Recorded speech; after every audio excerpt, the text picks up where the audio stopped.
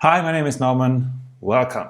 Today we are going to do something a little bit easier, something which doesn't really require a 3D printer. So basically, if you have a wall at home, you can actually just follow along.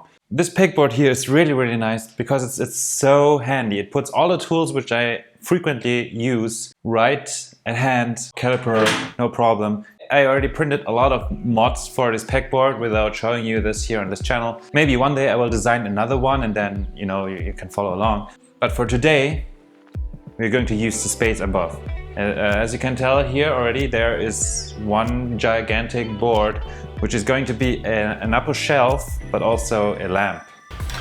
So the idea is pretty straightforward. We have this board here which you've just seen. It's 180 and we are going to take 4 of those.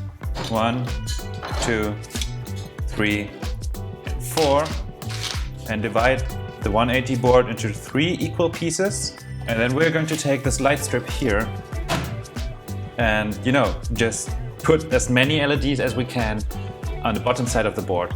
I also have a little extra in mind which we are going to add at the very end.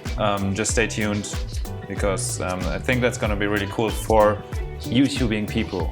For the LEDs, it's very important which type of LEDs you choose because this is going to be a lighting for a workstation. You usually won't need RGB LED. So I think I always feel the white LED from RGB LEDs, it just sucks. It's pure ugly. It was really hard to find inside the store.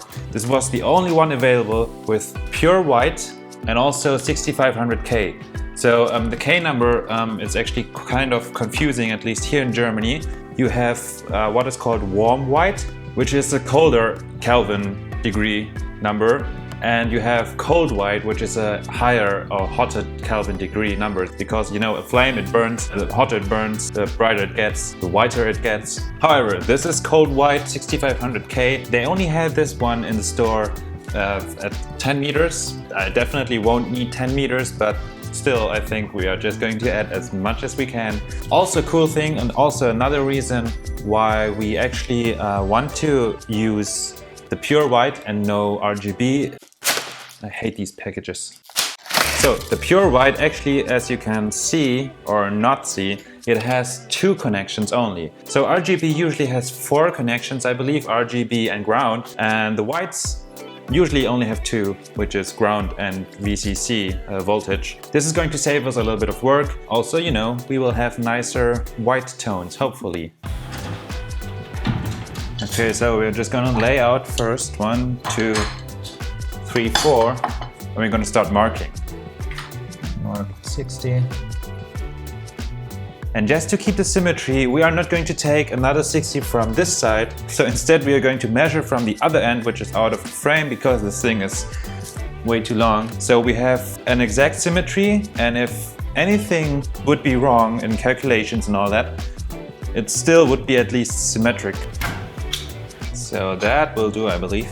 Okay, so we have a little bit of a trouble here. We need to think about how we route these things without getting in the way of these angles here. So I thought we have here these 4 angles, and we are going to make groups of I don't know how many.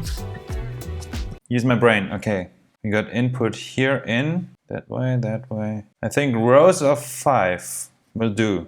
So we are going to zigzag around. This drawing here pretty much sums it up. It's a mess, but we're going to zigzag around, which means we come here, and then we are going to, So, okay, we need 15 pieces of those. 1. So that should do the trick. Let's see, 1, 2, 3, 4, 5, 6, 7, 8, 9, 10, 11, 12, 13, 14, 15, 16. Yeah, I messed up. So we have 1 spare left, which is totally fine. I think we just start gluing them on. This is the wrong side because this is, of course, the power connection which goes into the transformer and all that. Because I want the cable to go up in this corner, I need the power connection actually on the other side because the entire thing will be flipped 180 So the reason why I need to flip this entire thing is because, well, it has some black spots here, which I haven't seen inside the store, and now I have to go with them. These things are going to be at the back under the shelf, and that's why it's very important that I flip it that way, so that the shelf will be this way and black spots will be nearly invisible. Yeah, that's the reason. So now this side will be wall side, which means here we go. And now we can start sticking. Once again, I just need to eyeball the position more or less. It doesn't need to be very perfect because it's just going to be the underside of that shelf. First line done. So now we need to actually make sure that we do this thing in the right direction. So it's this way, so we flip it over so that the current can go back that way. But first we need to measure a little bit. Hey, yeah, my dog just knocked the camera. So I'm just going to take like about 3 centimeters in between. It doesn't need to be perfect, seriously. It's just a couple of LED strips. So here we go. This thing is going to be as bright as a day.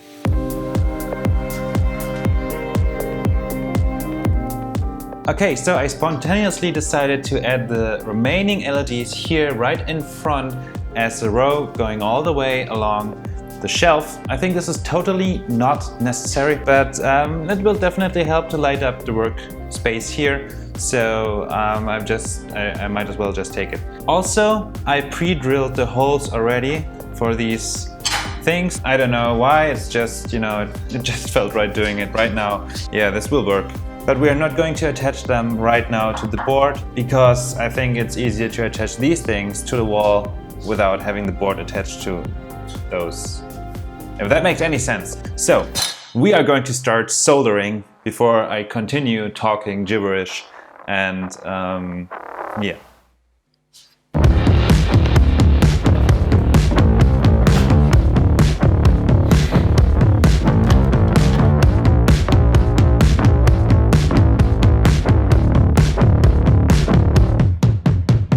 Okay, as you can see, it's working more or less. Here's one not working. It's very, very interesting actually. LED stands for light emitting diode, and a diode is actually an electric component which allows the current to flow in just one direction. So it's just like a one-way road. So usually these strips only allow the electric current to flow in one direction, but apparently the single color ones don't really care. I believe because they are all wired in parallel. Imagine this would be some kind of a ladder. So you have two continuous wires ongoing. One is ground, one is voltage, and then each diode just connects those two. That's why it's okay that I messed it up here, the zigzagging, because I could just flip it over and the direction of the current doesn't matter. And that's why the LEDs, even after the one which is falsely connected, still work, because you have these two wires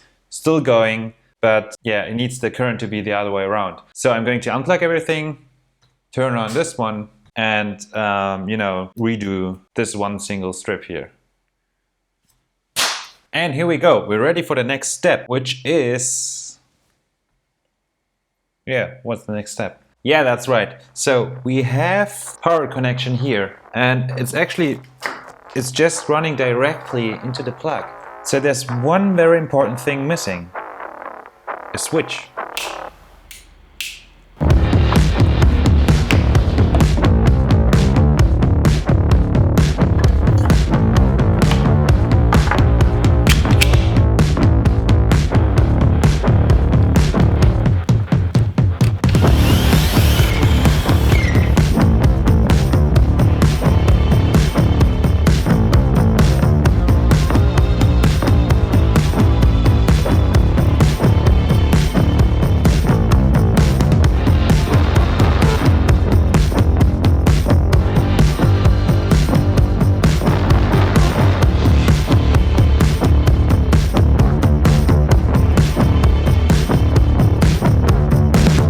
Have a look.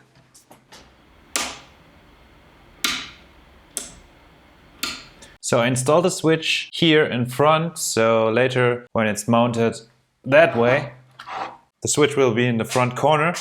Also, my drill bit wasn't quite big enough, that's why I had to improvise a little bit.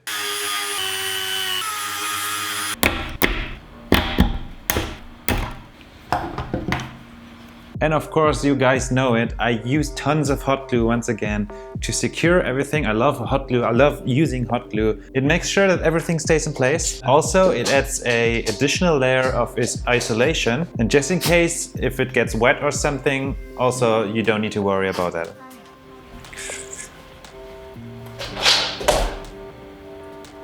Take it.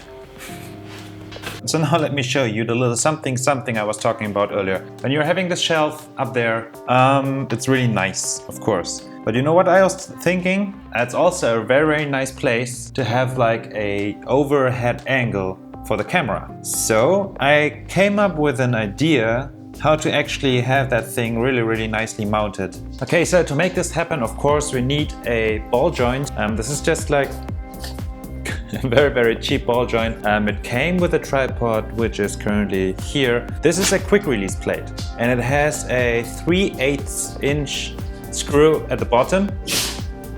Bless you. My dog is a little bit... Higgins caught a cold a little bit, so he's sneezing around sometimes. Bless you once again. So, 2 3/8 inch screw male to male, and then we screw that quick release plate on the bottom of that ball joint. We can turn it, do whatever you do with the ball joint, and here comes the magic part.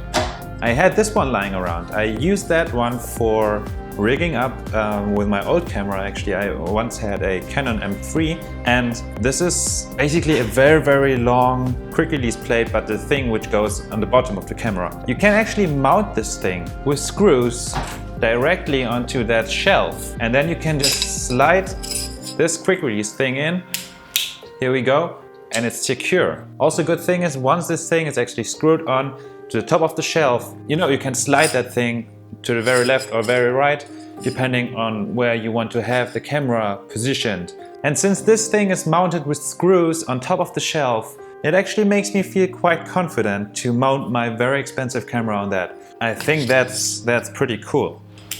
So let's make this happen and hope that it actually also is very cool. I just had that in my mind, checked what I had lying around, and here we go. That's so cool. Let's do it.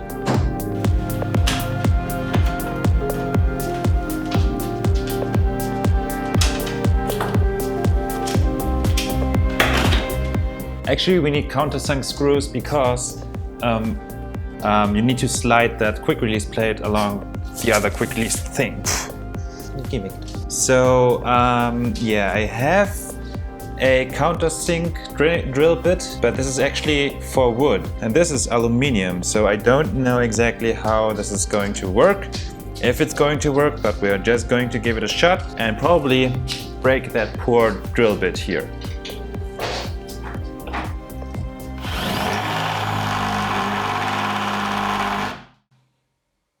Wow, not bad actually.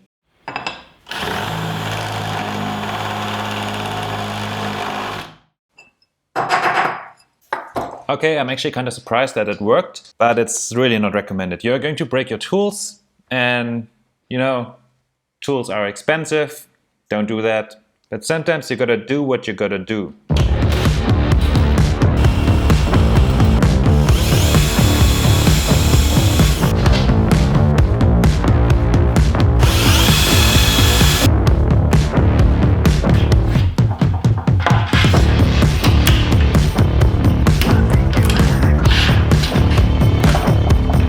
Well, actually, I should have, you know, think a little bit.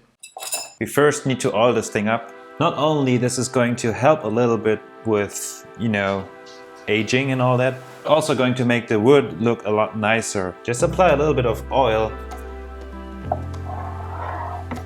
or a lot of oil, and then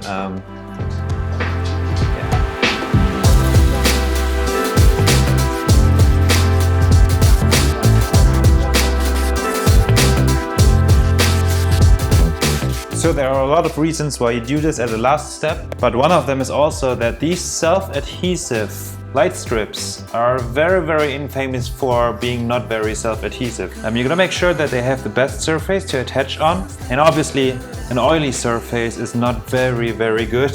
That's why you first stick them on and then you apply oil afterwards. Yeah, it's just going to make them last a little bit longer. Same goes to your hot glue, whatever.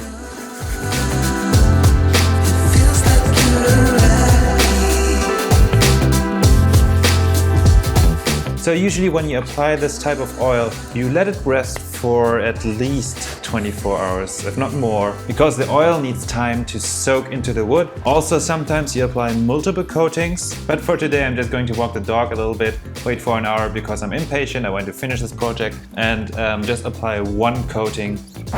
It's going to be enough anyway.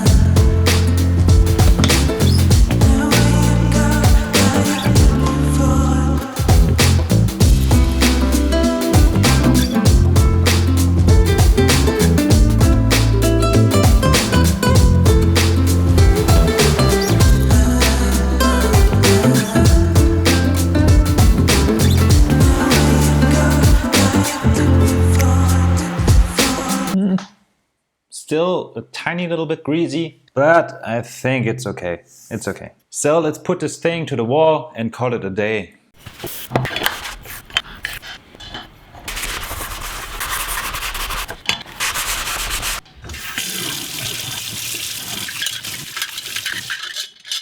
So well, I don't know exactly if there's a smart way to put this into the wall because, you know, due to the design of these things here, it actually makes it kind of impossible to do it nicely because you need to attach them to the board but also to the wall, and this just makes things complicated. I have a tiny little gadget here in my hand which is going to make things a little bit easier for me at least.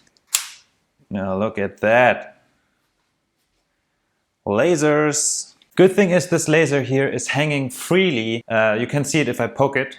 It wiggles, and that means it's always on level. I think it can correct about 3 degrees, and if you tilt it too much, it's complaining. Bought it on Amazon for, I don't know, 25 bucks on sale. This has been a very handy tool for hanging up stuff like shelves and TVs and all that. I really recommend one of those in case you're alive, that people don't need this. So actually the shelf, I'm just going to mark one hole. I have no idea. I have seriously no idea how to do this. Well, let's just go ahead with the first one. This is the moment where I wished I would be 2 persons, because that would be a lot easier. One person can hold it and the other person can, you know, do the whole stuff. But, you know, we're gonna do it somehow, okay? So actually, this wall is just plasterboard, so I can go with my wooden drill. This wall here is concrete, so no chance with this one, but plaster is just as smooth as butter. And so you can just drill inside here, make a huge mess, but that's how we roll. Is it deep enough? No, it is. And then take this little guy and put it inside here. We're done. And I think it's the best to attach the first angle directly to the wall. Okay, actually, these holes should be aligned to these holes, and the distance between these 2 holes should be the distance between these 2 holes. That sounds like a lot of gibberish, probably because it is, but I'm still going to try it out anyway. So we are going to measure nothing because we are going to put this here. Lasers once again. On we go. That's too much. Yeah, that's about right. Measuring these 2. 58.7. So the distance between these 2 holes is 58.7. So we're going to take here It's the best to attach the first 58.7 and make a mark. 58.7. So this feels like it's definitely not going to work. I don't know, let's just do it. Man, I should stop thinking too much.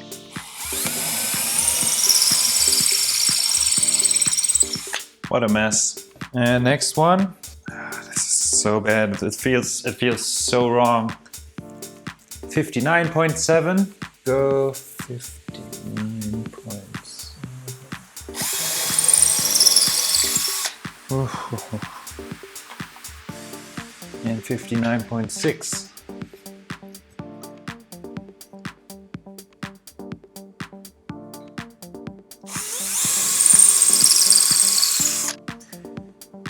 Okay, so now we need to do the lower row, and for that, since we have been eyeballing forever, we are just going to continue eyeballing.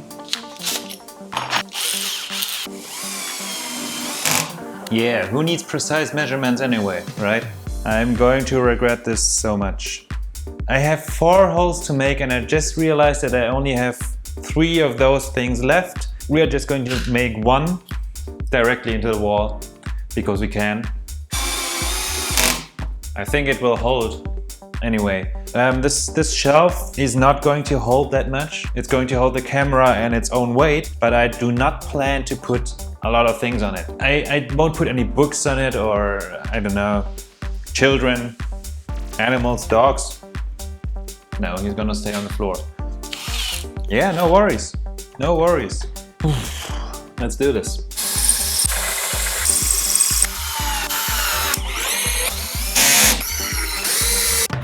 Okay, let's put the thing on the thing, right? This is the moment of truth.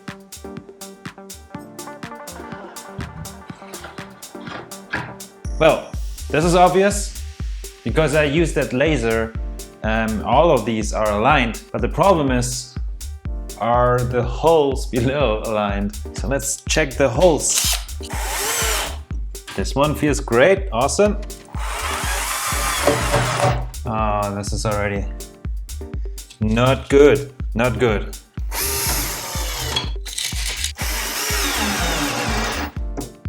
Okay, we were able to bend this one. I think that's how this entire shelf is going to work, that you start bending. I don't know how else the designer intended to use these things. Okay, this is like the worst case scenario. I knew it was wrong. So since this is plasterboard, I have no way of drilling a hole just, you know, about a centimeter right next to it. Or do I? Actually, I could just... yeah, I could cover them up. This is exactly what I'm going to do. And as you remember, I still don't have these plastic things, so I'm just going to drill them directly into the wall. This kind of sucks for the outer ones, especially this one here on the very left. I especially would love to have this one a little bit more stable. But, you know, nobody will notice.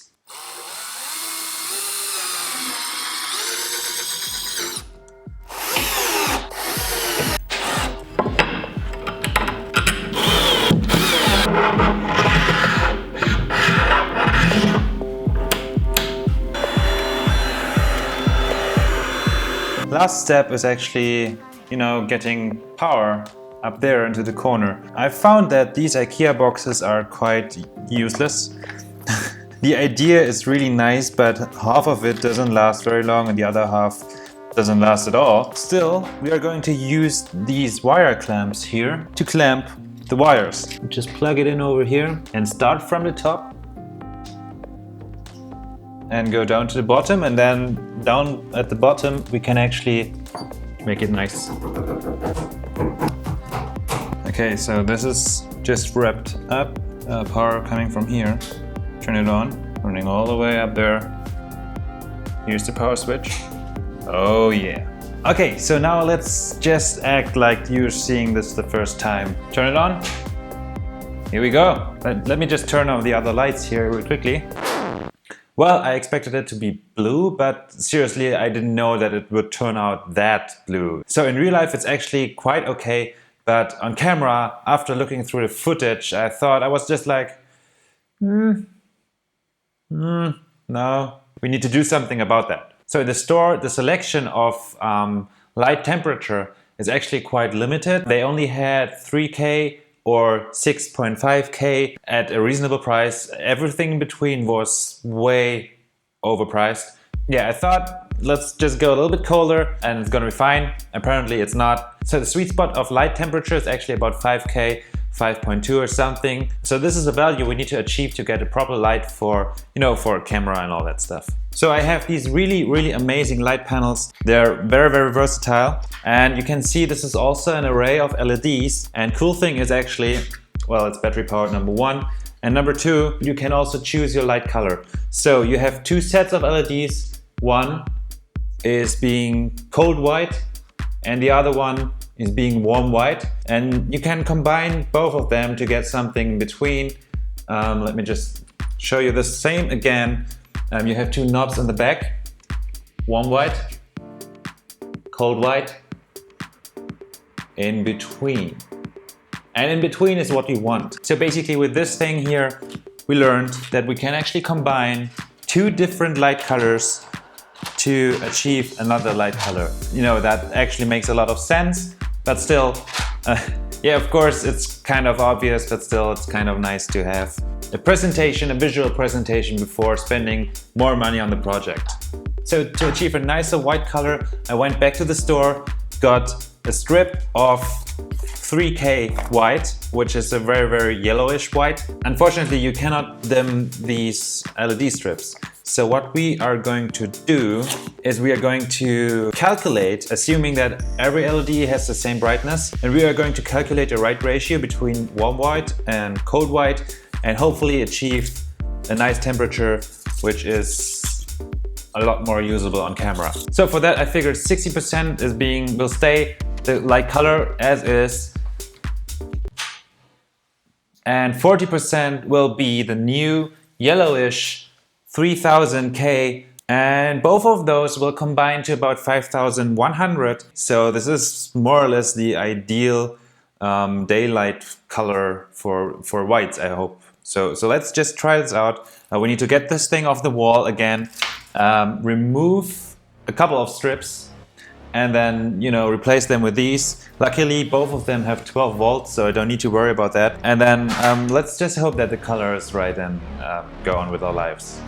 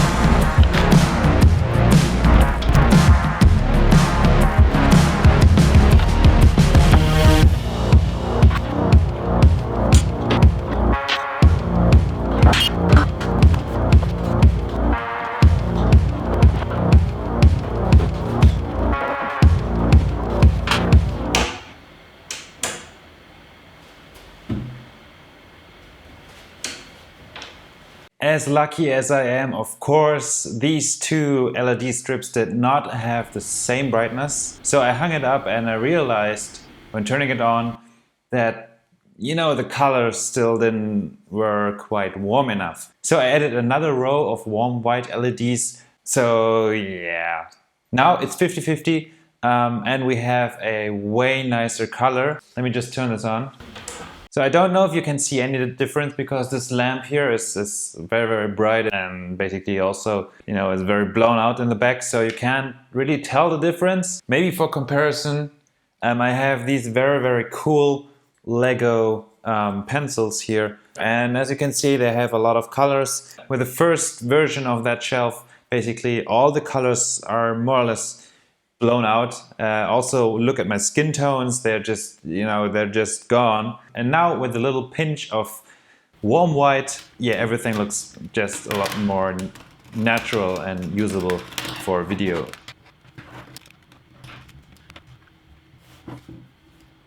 Same as with the last project, every project has its ups and downs. And unfortunately, we had a lot more downs lately. I hope this doesn't get a habit, and I hope that you guys still learned a little bit from this. And see you guys in the next one. Bye bye.